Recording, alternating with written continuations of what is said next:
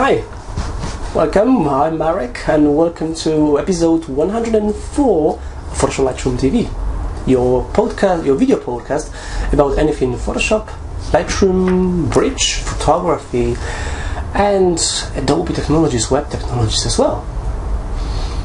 If you haven't, then have a look on Create Now event that Adobe is running now. It's a world tour for Create Now. They go across the globe in all major cities and countries of the world. I've attended Create Now in London earlier this week, and it was great. I really had a great time. I always enjoy the Adobe events, and they're always great, and it's an opportunity to meet the guys from Adobe, meet the experts, chat to them, ask them any questions, and find out about what's latest in technologies. So for example, this week the guys were showing what's latest in Adobe. For example, the ability to copy CSS in Photoshop and then pasting it in Dreamweaver. Fantastic feature. So Photoshop goes to the web.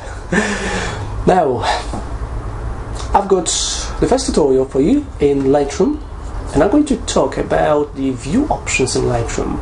Like, what do you decide? How do you decide what you want to see in the compact view or the compact cells in the library module, or what goes or what appears on the expanded view on the cells in the library module.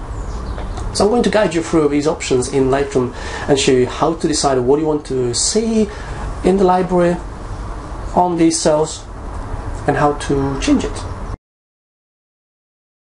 So I'm going to switch to grid view for now, and you can see I've got some flags here and the numbers of the cells and the rotation icons as well. Now here's how you can set it up.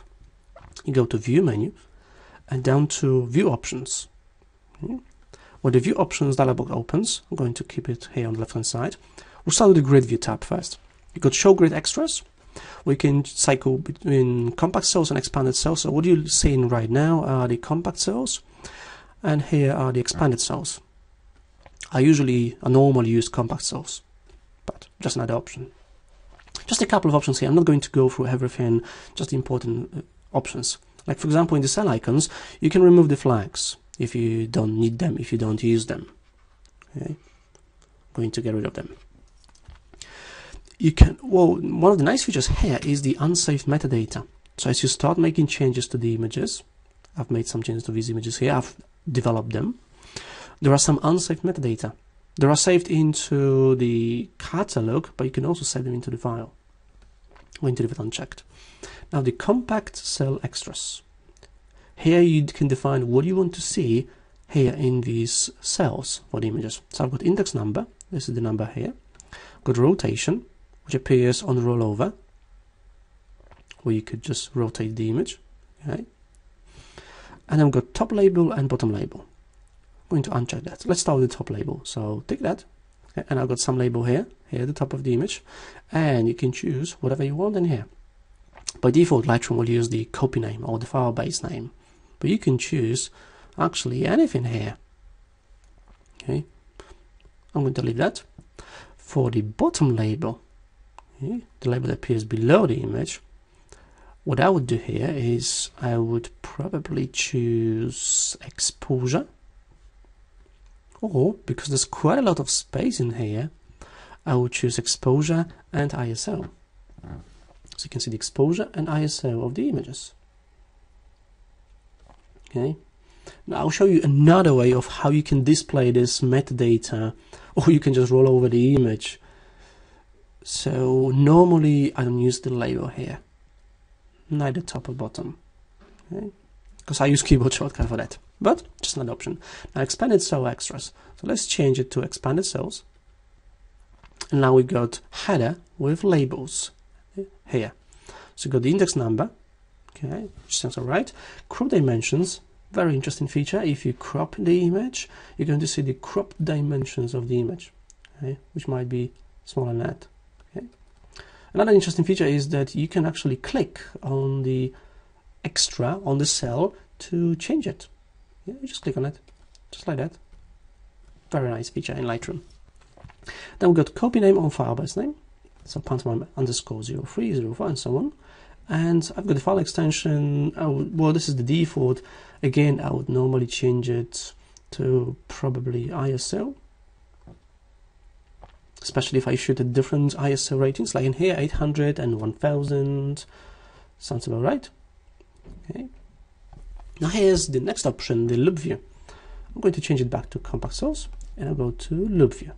Here you go. Now let me just maybe select another image. Here we go. So I'll go to loop view. Okay, and then we got the show info overlay, which will show you some overlay of some information about the image. Here we go. I'll put it here. What we're looking at right now are the file name and copy name, capture date and time, and the crop dimensions. And there's another one for file name and copy name, exposure and ISO, and less settings. This is the one that I use most. This is the one you can see on the screen right now. Very useful. But actually, there's another way of doing it. So I'm going to accept that, leave it. Play HD video at draft quality, great for performance. So I'll leave it. There's no OK button, you just close it. Okay. If you look on the view menu, you got the loop info, where you can cycle between info 1 and info 2. That's what we just looked at. Welcome back. I hope you enjoyed this Lightroom tutorial. Once again, I'm Marek from marekmularczyk.com. You should see the address somewhere at the bottom. Remember to visit my blog at PhotoshopLightroomTV for all the latest information from Adobe, as well as some tips, tricks and tutorials, anything Photoshop, Lightroom, but also other Adobe technologies related. My blog is my place for sharing my passion for Adobe technologies.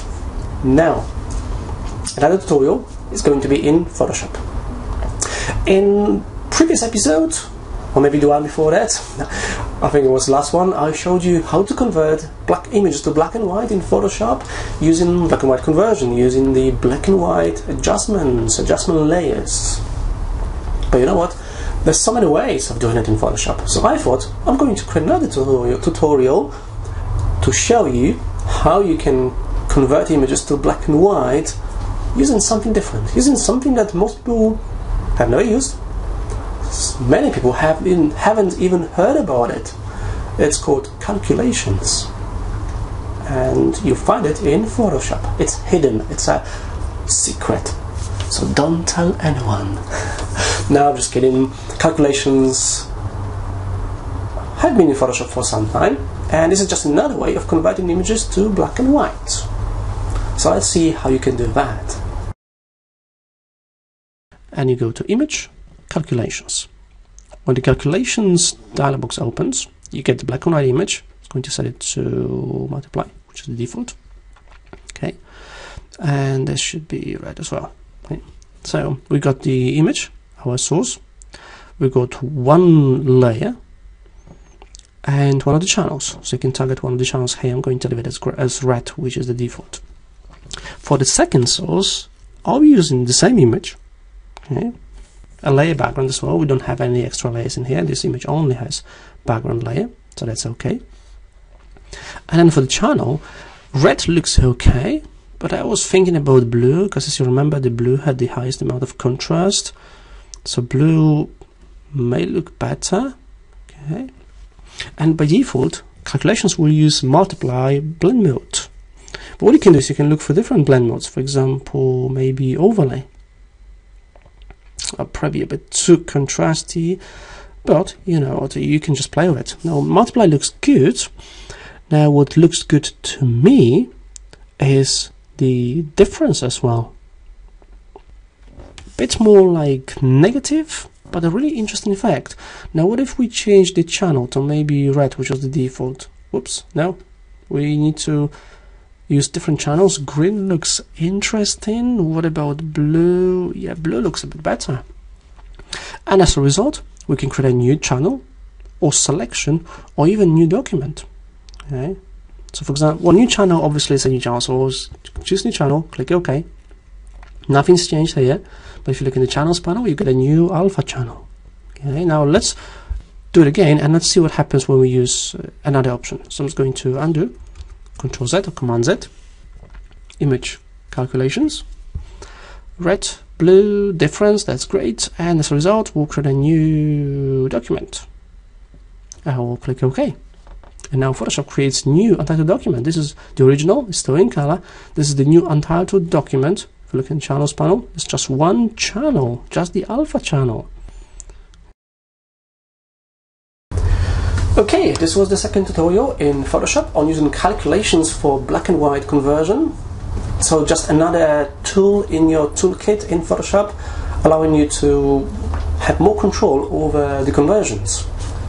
Have a look on it, keep experimenting, practicing, and decide which option is the best for you. And you know what? That's it for this week, I'm afraid.